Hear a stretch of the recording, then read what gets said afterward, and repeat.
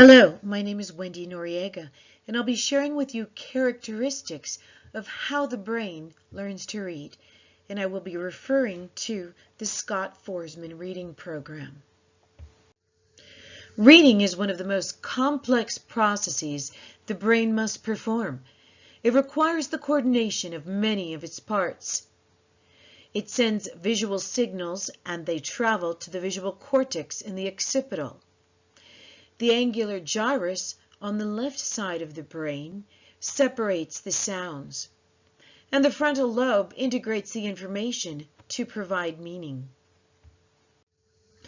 Reading is something that must be explicitly taught. It doesn't come naturally, such as other skills like talking, walking, or even throwing a ball. It involves the coordination of skills such as phonics, letter recognition, and phonemic awareness. Success in reading is based on exposure to spoken language. Children will not learn to talk if no one talks to them, and they won't learn to read unless they have been engaged in conversation. Early exposure to rhymes and songs will help children when it is time to read. Reading instruction is augmented when neuron connections are built through practice and the repetition of skills. People learn to read at increasingly higher levels with training and practice, which helps to strengthen their neurons. Regular practice improves phonemic awareness, fluency, and comprehension. Our district uses the Scott-Forsman's Reading Street with the most recent publication from 2013. It's published by Pearson. It's the program I'm most familiar with because I used it for 4 years when I taught second grade. The program recognizes the need for direct instruction, and it explicitly teaches many of the skills necessary, such as phonemic awareness and phonics. The Reading Street program also addresses the brain's need for oral language to augment its reading instruction. The program includes a Sing With Me Big Book for the younger grades. It also includes a reading anthology where the teacher reads to the students and they practice their listening skills.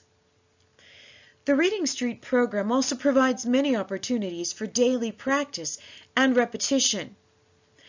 It has a great focus on vocabulary for the week, and it's used throughout the week each day in the Song and Story of the Week, the Reading Anthology, and the guided reading books. The program allows the rereading of guided reading books. It spirals and reviews many of the learned skills, so practice and repetition is built in.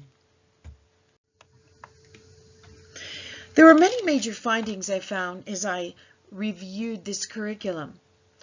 Reading and writing are heavily associated in this program, giving the students a chance to apply what they've read and enhance and review with their long-term memory and apply that to their writing samples. Assessment is built in weekly for grammar, spelling, and vocabulary. This is an important part to check for understanding, to see what the brain has stored in its long-term memory, and the program gives ideas for interventions.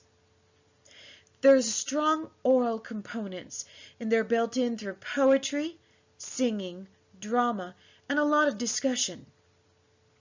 One weakness I felt that the program had was their need for more multimodal activities.